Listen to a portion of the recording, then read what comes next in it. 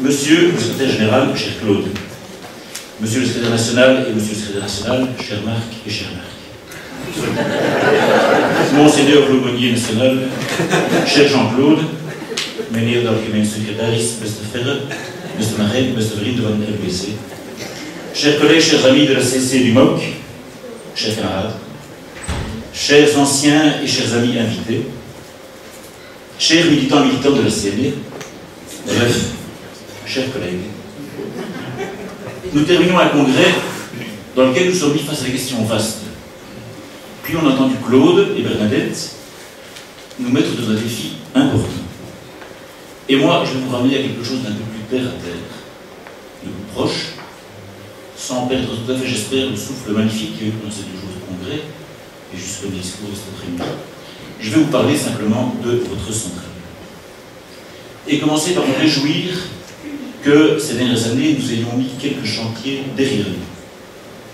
Il y a 2 ans, le Comité national a donné à la CNE des nouveaux statuts.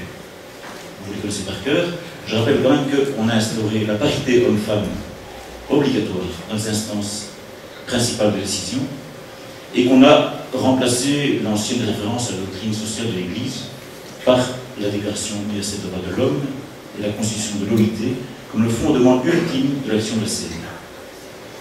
Il y a 1 an, de plus, au congrès d'an premier, on a remis à jour le projet social de la CNE, laissant ouvertes 3 questions, les 3 questions que nous avons discutées et tranchées à ce congrès-ci.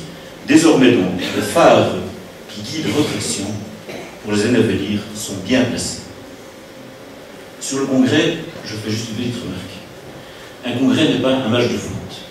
Il n'y a pas de perdants et de gagnants.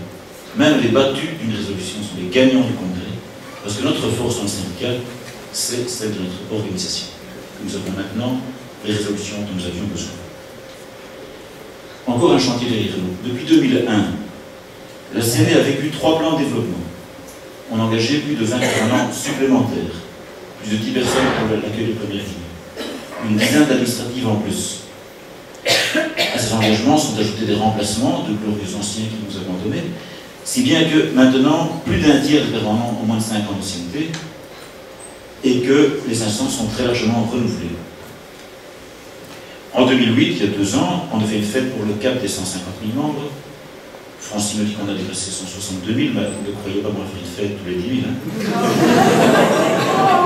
Et puis il y a un chantier qu'on voit moins, mais qui avançait beaucoup. Croyez-moi, c'est la professionnalisation de la gestion administrative et financière de la centrale.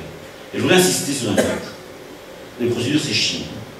Mais, plus les procédures sont claires, plus la justice fonctionne bien, plus les permanents et les militants ont de la liberté, aussi leur vrai métier, qui est la conduite de l'action collective. Et je voudrais, on ne le fait jamais, faire applaudir Francis Frédéric, qui dans l'ombre porte ce chantier depuis des années.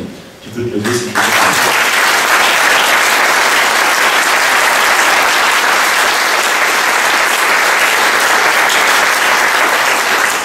Alors voilà, je ne vais pas continuer la liste. Pourquoi je me réjouis que ces chantiers soient derrière nous?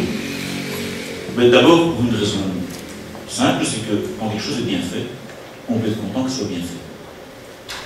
Et je voudrais, je ne vais pas abuser du système, mais il y a une série d'anciens qui sont là et qui ont porté ces chantiers pendant un bout d'année, qui les ont initiés.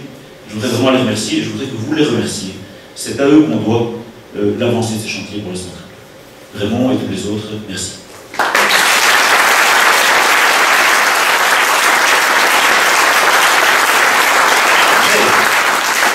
Mais il y a une deuxième raison. C'est pas seulement parce qu'on a fait des trucs qui étaient bien. Il y a une raison d'être content que ces chantiers soient derrière nous.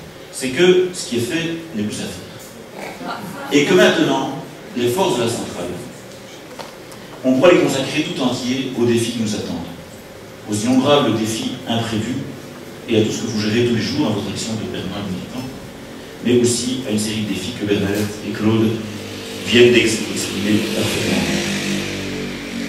La crise politique et économique à laquelle ils ont fait référence va rendre particulièrement difficile d'honorer les 2 dimensions d'action syndicale, à la fois être très bon sur le terrain d'action concrète et à la fois être très bon dans la capacité à exprimer ses aspirations pour un avenir meilleur.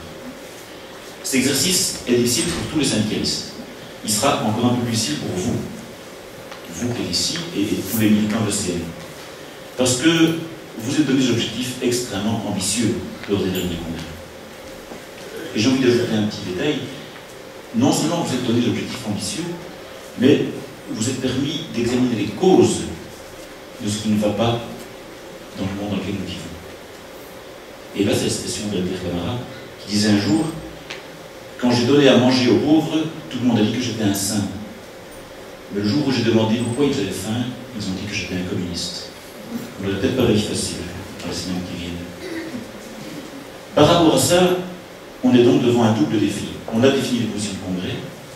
Il s'agira évidemment que nos actions soient à la hauteur de nos résolutions.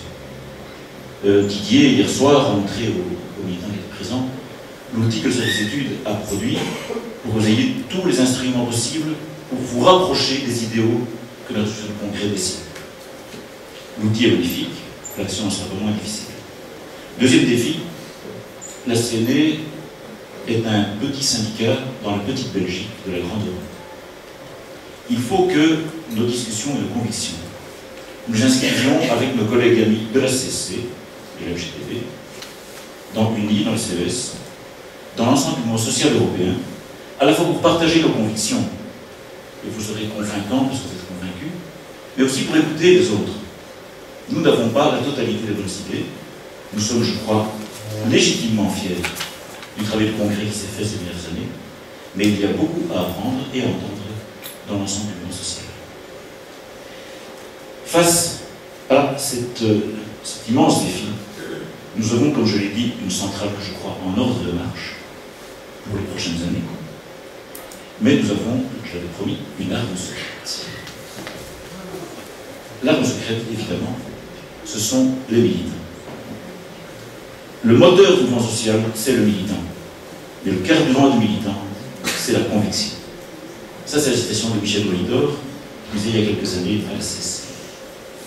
Chers militants et chères militantes, et donc je parle ici évidemment à tout le monde, aux délégués et aux permanents et aux administratifs de la CNE, aux collègues de la CSC et du MOC, vous faites le métier le plus difficile du monde.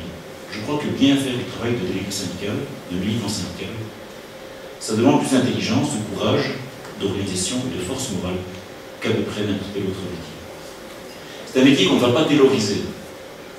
On peut avoir des ordinateurs, on peut avoir un tout nouveau logo, merci Linda, on peut avoir une farde magnifique avec notre gestion de congrès, on peut avoir la CSC le meilleur service et la meilleure confédération syndicale du monde, mais il y a quelque chose que nous ne pouvons pas faire pour vous. C'est de rencontrer les hommes et les femmes qui sont vos collègues et de partager avec eux leurs défis et leurs convictions. Pour faire cela, bien sûr, sans que j'ai bordé une feuille, c'est pas grave. Pour faire cela, à la CD, on a un certain nombre d'outils. On a déjà parlé de tous les outils qu'on vous a présentés hier. On va avoir un site internet qui devrait être un outil, pas seulement de communication, mais d'action syndicale. On a aussi une école syndicale, qui est un travail très important et dont plusieurs d'entre vous ont bénéficié pour progresser dans leur engagement syndical.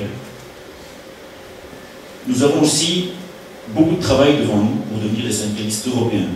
Et je veux dire que c'est avec beaucoup d'enthousiasme que j'ai envie, et je crois que la CNE a envie, de s'inscrire dans la ligne énoncée par Bernadette.